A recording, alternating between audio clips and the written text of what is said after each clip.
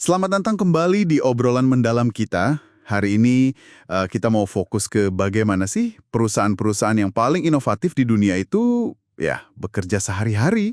Iya, bukan cuma soal siapa orang hebatnya ya. Betul, tapi lebih ke proses apa yang mereka pakai, rutinitasnya gimana. Kita bakal gali dari bab 9 buku The Innovator's DNA. Fokusnya ke bagaimana perusahaan itu menanamkan 5 skill kunci penemu itu loh. Bertanya, mengamati, terus networking, eksperimen, sama mengasosiasi ke dalam alur kerja mereka. Jadi bukan cuma teori. Nah, ini menarik banget karena nunjukin kalau inovasi itu bukan cuma soal jenius atau kebetulan gitu ya, tapi bisa dipupuk secara sistematis. Sistematis ya kuncinya. Iya, lewat kebiasaan, rutinitas organisasi yang spesifik. Jadi perusahaan itu beneran membangun DNA inovasi ke dalam strukturnya. Oke. Mari kita bedah nih. Buku ini bilang perusahaan inovatif itu kayak cerminan perilaku inovator perorangan.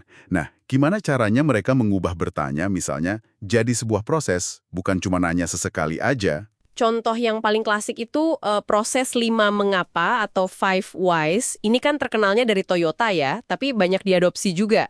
Oh, yang itu ya? Sering dengar? Iya, Amazon juga pakai. Ada cerita Jeff Bezos investigasi insiden karyawan cedera, dan dia nggak berhenti di jawaban permukaan. Terus gimana? Ya ditanya terus, mengapa ini terjadi? Mengapa sistemnya begitu? Mengapa? Biasanya sampai 5 kali. Tujuannya yaitu gali akar masalahnya, bukan cuma cari siapa yang salah. Jadi fokus ke sistemnya ya, bukan orangnya. Saya ingin tahu yang terstruktur gitu ya.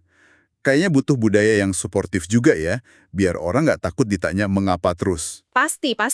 Terus kalau mengamati gimana? Dijadiin kebiasaan perusahaan itu caranya gimana? Nah, ini juga seru. Contohnya Intuitive Surgical yang bikin robot Da Vinci buat operasi itu. Oh iya, tahu. Mereka itu terus-menerus ngamatin dokter bedar pas lagi kerja. Nggak cuma ngeliatin, tapi sampai pasang sensor di tangan dokternya. Serius? Buat apa tuh?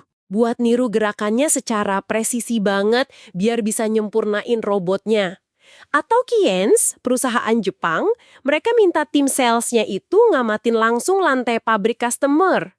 Ngapain sales ke lantai pabrik? Iya, buat lihat masalah nyata, kebutuhan yang mungkin nggak terucap. Hasilnya, ratusan produk baru tiap tahun dari observasi itu. Kadang juga observasi ke perusahaan lain. Kayak Google sama P&G pernah tukeran karyawan gitu. Oh iya. Ngapain tuh? P&G jadi belajar banyak soal gimana cara Google engage mommy bloggers sama bikin kampanye video online yang efektif. Mengamati langsung itu seringkali ngasih insight lebih dalam daripada cuma tanya ahli aja. Wah, keren banget ya, sampai pasang sensor segala. Detil banget. Nah, ini nih bagian yang saya penasaran banget. Networking atau berjaringan. Gimana caranya mereka menstrukturkan ini buat cari ide baru? Bukan cuma koneksi personal kan? Tentu ada caranya, bisa internal, bisa eksternal. Oke, contohnya? Kalau internal ya contohnya kayak Innovators Challenges di Google atau kebijakan waktu 20% mereka yang udah terkenal itu. Itu kan memupuk koneksi yang nggak terduga antar tim, bisa muncul ide baru dari situ. Iya. Yang 20% time itu legendaris ya? Betul. Nah, kalau eksternal, ini yang sekarang lagi ngetren namanya inovasi terbuka atau open innovation. Gimana tuh konsepnya? P&G punya inisiatif namanya Connect Plus Develop, CND. Target mereka itu 50% ide inovasi harus datang dari luar perusahaan. Setengahnya? Banyak juga ya? Iya, makanya mereka pakai platform kayak Innocentive. Itu semacam marketplace ide gitu buat nemuin peneliti atau solusi dari seluruh dunia. Atau Reckitt Benckiser, RB. Mereka punya situs RB Idealink. Di situ mereka posting masalah-masalah yang lagi mereka hadapi. Kayak paling dicari gitu. Terus nawarin kemitraan buat siapa aja yang punya solusi. Produk kayak Finish Quantum itu hasil dari situ. Menarik banget. Jadi perusahaan sebesar P&G aja ngaku kalau separuh ide terbaik itu mungkin ada di luar tembok mereka ya? Ini kayaknya mengubah cara pandang R&D banget. Betul sekali. Mindsetnya jadi lebih terbuka. Terus, bereksperimen. Ini kan penting banget buat inovasi. Tapi kesannya bisa, chaos gitu ya buat perusahaan besar. Gimana mereka ngaturnya biar nggak berantakan? Justru itu, perusahaan inovatif itu membangun proses formal buat eksperimen, biar nggak kaos. Oh, ada prosesnya. Gimana tuh? Contohnya Bayersdorf. yang punya Nivea itu. Mereka punya pusat pengujian gede banget. Dan nggak cuma uji di lab, mereka sampai ngukur gimana orang beneran pakai sunscreen di pantai. Diukur di pantai. Iya, bukan cuma nanya gimana pakainya, tapi diukur beneran. Seberapa banyak, seberapa sering, hasilnya ya dipakai buat nyesuaiin produknya, biar lebih pas sama kebiasaan pengguna.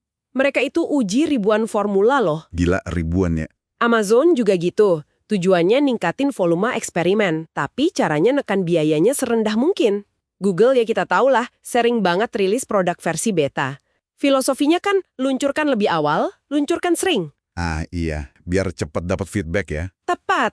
Jadi idenya adalah uji coba yang terstruktur, ada tujuannya, ada metriknya, bukan asal coba-coba. Oke, jadi kalau kita coba tarik benang merahnya nih, gimana semua proses ini bertanya, mengamati, networking, eksperimen, nyambung jadi satu kesatuan gitu dalam prakteknya. Nah, perusahaan desain kayak IDEO itu ngasih contoh yang bagus banget gimana semua ini terintegrasi. IDEO ya, sering dengar juga. Mereka pakai semua proses ini secara sistematis di tiap proyek, mulainya dari bertanya buat pahamin pengguna secara mendalam, terus mengamati pengguna itu, dan berjaringan juga sama para ahli di bidang terkait. Nah, disinilah skill mengasosiasi itu jadi penting banget.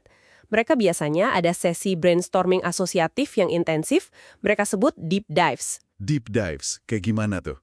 Itu sesi curah pendapat yang mendalam, ngumpulin orang dari berbagai disiplin ilmu buat gabungin wawasan-wawasan tadi, cari koneksi baru antar ide, baru setelah itu mereka masuk ke eksperimen lewat pembuatan prototipe cepat. Oh, langsung bikin barangnya gitu ya? Iya, bikin prototipe kasar dulu, terus diuji ke pengguna, dapat feedback, disempurnain lagi, siklusnya gitu terus.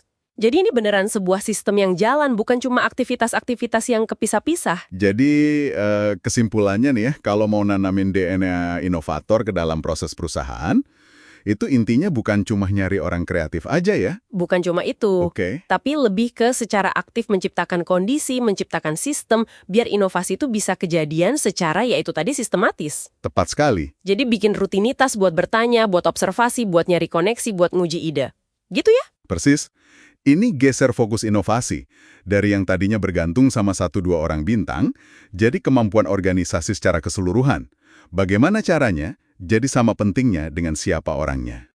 Oke, nah sebagai penutup nih, mungkin satu pemikiran buat Anda yang lagi dengerin, kalau tim atau organisasi Anda pengen jadi lebih inovatif, kira-kira satu proses mana nih dari yang tadi kita obrolin? Bertanya yang terstruktur, observasi yang terencana, networking sistematis, atau eksperimen murah, yang kayaknya paling mungkin buat Anda coba perkenalkan atau perkuat duluan. Pertanyaan bagus. Dan kira-kira langkah kecil apa gitu yang bisa Anda ambil mungkin minggu ini buat mulai jalan ke arah sana? Coba direnungkan ya.